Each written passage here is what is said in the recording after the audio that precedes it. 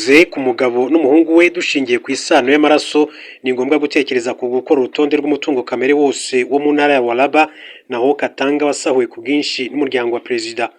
Umuvugizi wa guverinoma ya RDC yavuze aya magambo nyuma yo kutagira icyo avuga ku busahuzi bukomeye ingabo z'umutwe wa Cheta ndetse na Hibuza kuri mu centre ya Makobola yo mu territoire ya Fizi mu ijoro ryo ku 29 ndetse na 30 Ukuboza 2025.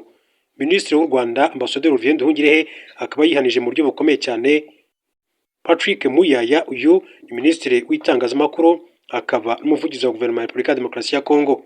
Imwe mu nkuru tugiye kugarukaho muri aya makuru yacu.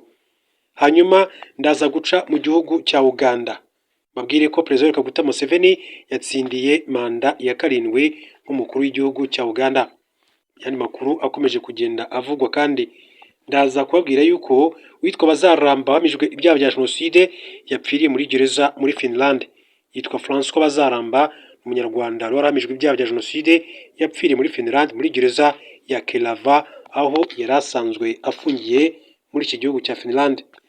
Naho mu gihugu cya Uganda haravugwa inkuru y'uwitwa Moses Ali w'imyaka 86 ararusha imyaka 5 Yoweri Kaguta Museveni. Uyu nguyu akaba yatorewe kuba umudepite mu nteko ishinga amategeko.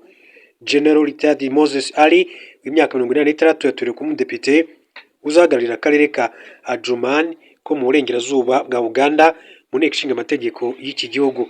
Uyu musaza niwe wabaye minisitiri w'intebe wa mbere wungirije wa Uganda. Ikaze rero muri amakuru ku buryo burambuye turira kuri Ambasaderi Olivier Nduhungirehe yihanije Patrick Muyaya washinje u Rwanda ubujura. Minisitiri w'ububanyi n'amahanga n'ubutwererane Ambasaderi Olivier Nduhungirehe yihanije umuvugizi wa guverinoma ya Repubulika ya Demokarasi ya Kongo washinje ingabo z'u Rwanda ndetse n'abarwanyi b'ihuriro rya M23 ubujura. Patrick Muyaya kwa 16 Mutarama 2026 yanditse ku mbuga nkoranyambaga ko itangazo rya M23 rimenyesha umuryango mpuzamahanga ko ryashyize umujyi wa Uvira mu biganza byawo rigamije guhisha ibikorwa by'ubusabuzi byawukorewemo. Patrick Muyaya yatangaje ko mu mujyi wa Uvira hibwe ibintu byinshi bijyanwa mu Rwanda. Asobanura ko abasirikare b'u Rwanda n'abarwanyi ba M23 yise umugabo n'umuhungu we ntacyo basiga inyuma kuko ngo yaba goudron ikoreshwa mu kubaka umuhanda, imodoka, amagare n'ibindi byose babitwara.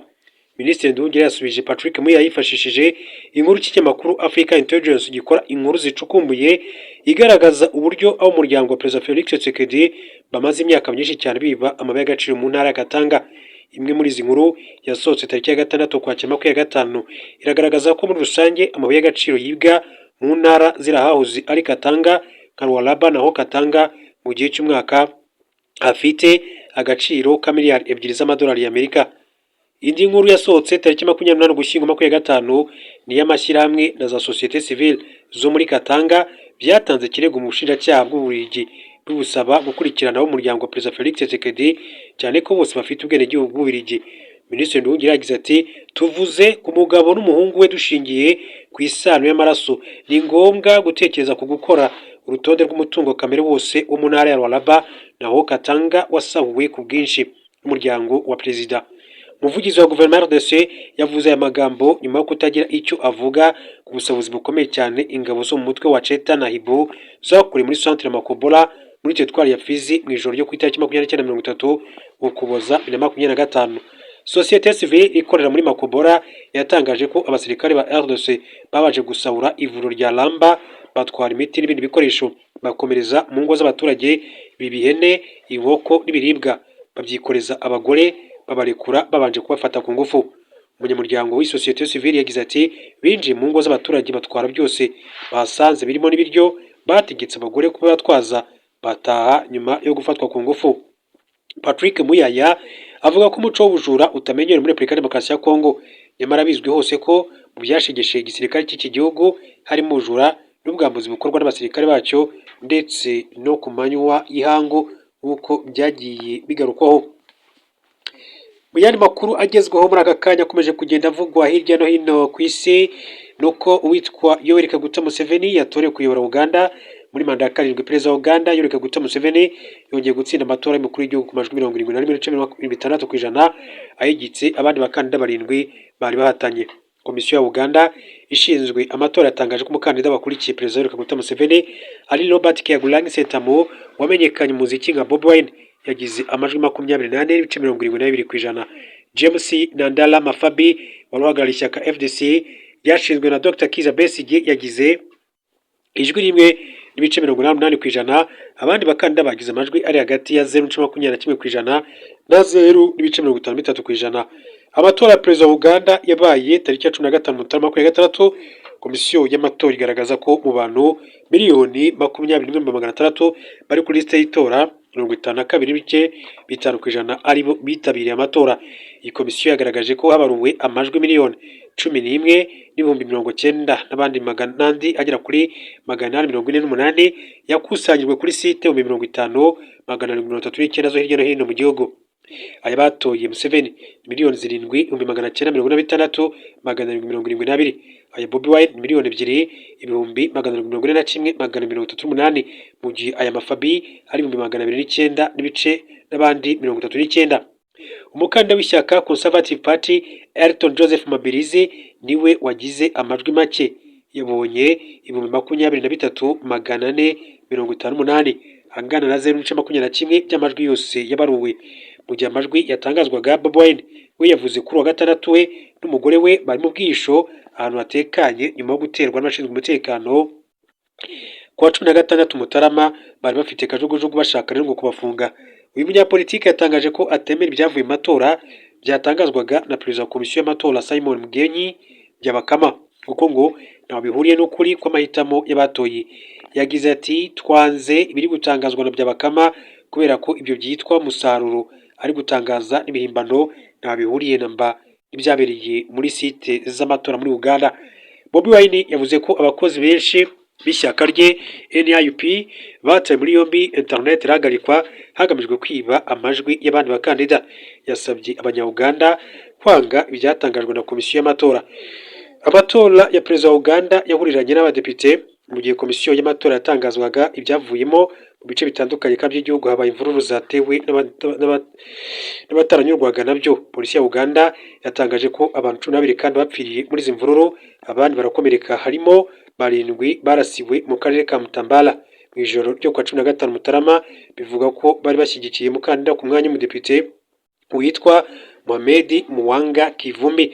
Barashwe bagerageza kandi gushaka kwinjira mu buryo bunyuranyije n'amategeko aho barurirwaga amajwi. Mu mujyi wa Kampala, abaturage kandi bo mu gace ka Makindye bateje akavuyo kubera kutishimira ibyatangazwaga na komisiyo y'amatora, bahangana n'abashinzwe umutekano barindaga umutekano wa site. Umuvugizi wungirije wa polisi ikorera muri Kampala Luke Osiekile atangaje ko kuri site hongerewe kandi abashinzwe umutekano kugira ngo bagarure ituze. Osiekile yagize ati abantu bacu barahari kugira ngo bahagarike akavuyo, ntabwo nakubwira uko byagenze ubu kuko igikorwa kandi kiracyakomeje. Amatora y'ubu atandukanye n'ayabaye muri 2021 kuko abatoye perezida Yoweri Kaguta Museveni bariyongereye, ariko n'abari kuri liste y'itora bariyongereyeho abarenga miliyoni 3 itabira abagera ku 59.35%. Hagati ariko kandi na 2021 Museveni yagize amajwi 2,42,898 angana 58.38 by'abatoye. Bobi Wine waje ku mwanya wa kabiri agira amajwi 35% mu bakandida 11 bari bahatanye umwanya wa nyuma yagize 0.15%. Tukiri kandi kugerekeye amatora muri iki gihugu cya Uganda, reka mbabwire ko uwitwa Moses Ali w'imyaka 86 yatorewe kuba umudepite mu nteko ishinga amategeko ya Uganda. General Retired Moses Ali w'imyaka 86 yatorewe kuba umudepite uzahagararira akarere ka Adjumani ko mu burengerazuba bwa Uganda mu nteko ishinga amategeko y'iki gihugu. Uyu musaza niwe wabaye minisitiri w'intebe wa mbere wungirije wa Uganda. General Retired Moses ubarizwa mu ishyaka National Resistance Movement NRM yatsindiye umwanya ahigitse abandi bakandida batatu bari bahanganye. General Ali yatsinze amatora ku majwi 12,858 ahigitse Patrick Tandrupase w'ishyaka rya Forum for Democratic Change FDC, mu gihe kandi umukandida wigenga witwa Gaspar Draga yagize amajwi 520. General Ali yagiye muri nteko ishinga amategeko bwa mbere mu mwaka w'1973 nka minisitiri w'ubutegetsi, nyuma ahabwa izindi nshingano zirimo kuba minisitiri w'imari, urubyiruko, umuco n'imikino, ubukerarugendo, ubucuruzi n'inganda. umutekano w'imbere mu gihugu ndetse n'ubutabazi. Yatangiye kandi gukorera igihugu mu mwaka w'igihumbi kimwe magana cyenda mirongo itandatu n'umunani ubwo yinjiraga mu gisirikare cya Uganda. Duhindure ingingo tuve mu gihugu cya Uganda, mbabwire ko makuru ajyanye n'ubutabera, amakuru ajyanye n'ayerekeye igihugu cy'u Rwanda, uwitwa Bazaramba wahamijwe ibyaha bya jenoside yapfiriye muri gereza muri Finland. François Bazaramba, umunyarwanda wari wahamijwe ibyaha bya jenoside yapfiriye muri Finland muri gereza ya Kelava aho yari afungiwe. Ibinyamakuru byo muri iki gihugu kandi byavuze ko Bazaramba kuwa gatanu yasanzwe muri gereza yapfuye ari ahakorerwa sauna. Polisi yahise kandi itangiza iperereza rigamije kumenya imvano y'urupfu rwe. Nta kintu ubuyobozi bwa gereza kandi baratangaza ku rupfu rwe. Bazaramba yakatiwe gufungwa burundu muri 2012 kubera uruhare rwe muri jenoside yakorewe abatutsi mu mwaka w'igihumbi kimwe magana cyenda mirongo icyenda na kane. Ni nyuma y'uko yari yatawe muri yombi muri 2007 yahamijwe ibyaha byo gukurangurira intagondwa z'abahutu gutsemba abatutsi. Urukiko rw'ubujurire rw'i Helsinki rwari rwarahamije Bazaramba kuba yaragize uruhare muri jenoside yakorewe abatutsi mu bice bya Birambo, Cyahinda, Rushunguriro, Maraba na Kibangu muri komine Nyakizu. Nubwo uyu mugabo yakatiwe gufungwa burundu we mu kuburana ntiyemeraga ibyaha aregwa. Bazaramba yageze muri Finland muri 2003 aza guhabwa ubuhungiro. Yavukiye mu yahoze ari komine Shiri, prefetura ya Gikongoro mu mwaka w'igihumbi kimwe magana cyenda mirongo itanu na rimwe. Mbere ya jenoside yayoboye ishuri ryigisha iby'iyobokamana, nyuma aza kuba umushumba mu itorero ry'Ababatisita. Muri jenoside yari pasiteri Nyakizu mu ntara y'Amajyepfo, ubu uri mu karere ka Nyaruguru mu ntara y'Amajyepfo. Yakurikiranyweho ubwicanyi bw'abatutsi barenga 5,000 ariko urukiko rumuhamya gutegeka ko 5 bicwa ndetse n'abandi rutavuze umubare, ruvuga ko urupfu rwabo yarugizemo uruhare maze akatirwa gufungwa burundu.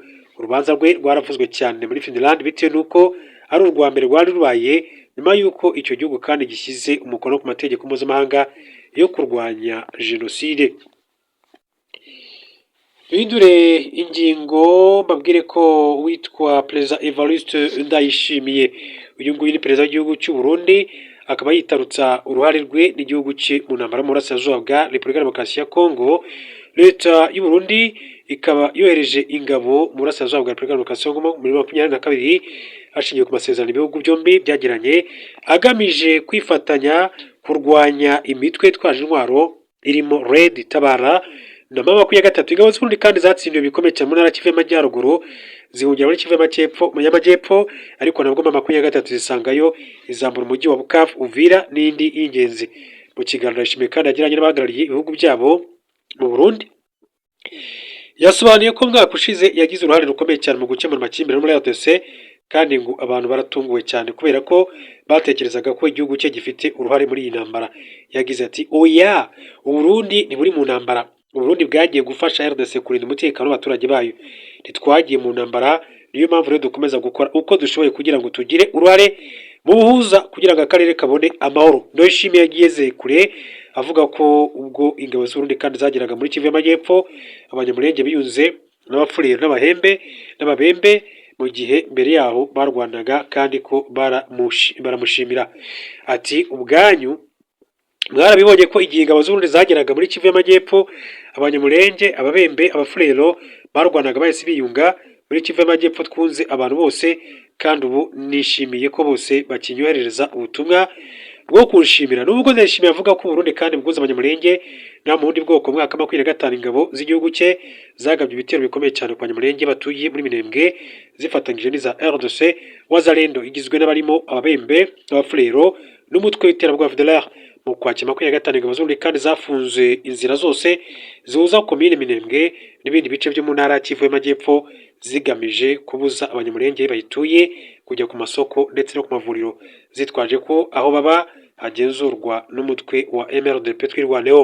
Ubwo AFC M23 yafataga umujyi wa Uvira tariki ya 9 Ukuboza, ibikorwa by'ingabo z'Uburundi muri Repubulika ya Demokarasi ya Kongo byarahungabanye, ariko ubu zasubukuye ibitero kuri Minembwe no mu bice abanyamulenge bahungiyemo zifatanyije n'ingabo za Repubulika Iharanira Demokarasi ya Kongo.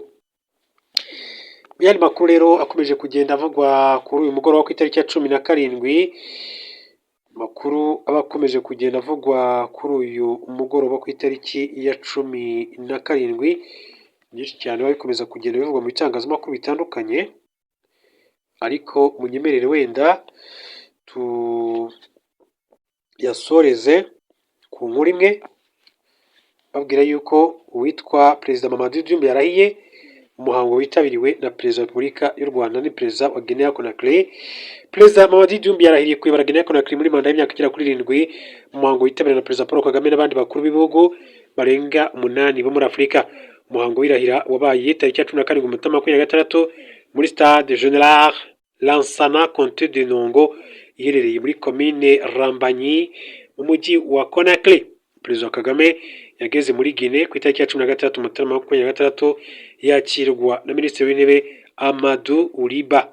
Uyu muhango wari witabiriwe n'abandi bakuru b'ibihugu barimo Perezida Assimi Goïta wa Mali, Brice Oligui Nguema wa Gabon n'umugore we, na Bassirou Diomaye Faye wa Senegal, harimo kandi Mohamed Ould El Ghazouani wa Mauritania, Adama Barrow wa Gambia, Julius Maada Bio wa Sierra Leone, Joao Manuel Gonçalves Lorenzo wa Angola, Joseph Boakai wa Liberia, Theodore Nguema Obiang Mangwe, Vice Perezida wa Guinea Equatorial, n'abandi bakuru b'ibihugu na za guverinoma kandi biganjemo abo mu bihugu bya Afurika.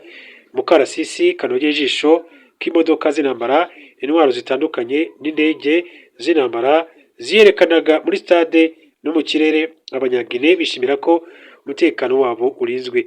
Saa 10:30 ku isaha i Kigali no kuva saa 8:37 ku isaha muri Guinea yari amasaha yo gutega amatwi indahiro y'umukuru w'igihugu mushya watowe ku majwi 86.7%. Abanyakazari n'abaturage b'igihugu bagashyigikira kandi ubumwe bw'abaturage n'ubwigenge bwacyo, kandi byose bikazakorwa hakurikijwe amategeko. Perezida Mamadou Diouf wari wambaye imyambaro y'umweru kuva ku ipantaro, ishati n'ikanzu byose byera, yashimiye imbaga bitabiriye umuhango barimo n'abavuye mu bihugu bitandukanye, ashimangira ko bigaragaza ubumwe buranga abanyafurika. Ati nzashyira imbaraga mu gutanga ibisubizo by'ibyifuzo by'abanyafurika n'abanyagine. Guinea Equatorial na Conakry ntibicibwamo ibice kandi nuko izahora.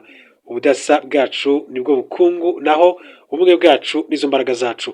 Yasabye abaturage guharanira imiyoborere ya Guinea yunze ubumwe n'amahoro ku bayituye uyu munsi no mu gihe kizaza. Mamadou Diouf yari muntu ki? General Mamadou Diouf yavutse mu mwaka w'1984 mu bana 5 bavukiye mu muryango uciye bugufi. Se wa Diouf yacuruzaga petrol kuri gare yo mu mujyi wa Kankan Ndeshyo. Uyu musirikare akomora ku mubyeyi we, bwatumye abo mu ishuri ribanza rya Dramé Umar bamwita Abdou Diouf. Perezida muremure wayoboye Senegal muri ibyo bihe agize imyaka 16. Diouf yavuye muri Guinea ajya mu Buholandi bigizwemo uruhare na Ousmane Kaba wamenyekanye nka Bakala, inshuti bakuranye muri Kankan babaga muri iki gihugu cy'i Burayi. Uyu mugabo wabaye mu bihugu birimo Ububiligi, Ubufaransa. Ubwo yari ipari mu Bufaransa yagize igitekerezo cyo kujya mu mutwe w'ingabo z'Ubufaransa wakira abanyamahanga Le Légion. Ni muri 20% batsinze ikizamini cyo kujyamo. 2005 nibwo General Mamadou Diouf yahuye n'umukobwa n'umujandarume w'Umufaransa-kazi witwa Lauriane Darboux, barakundana bashakana muri 2011. 2008 Légion yafashe icyemezo cyo kutamwongerera amasezerano aguma mu Bufaransa imyaka mike, abona gufata icyemezo cyo gusubira muri Guinea, ndetse yakiranwa yombi na Alpha Condé wari perezida w'iki gihugu. Muri 2018 Condé yagize General Mamadou Diouf umuyobozi w'umutwe w'ingabo zidasanzwe, amuha amahirwe yo kumucungira hafi kugeza tariki ya 5 Nzeri 2021 ubwo yamukuraga ku mutegetsi. Ni ukuvuga yahise amuhirika rwose uwari waramuhaye uwo mwanya cyangwa se wari waramuzamuye mu ntera. Reka rero mbashimire kandi bifurize komeza kugira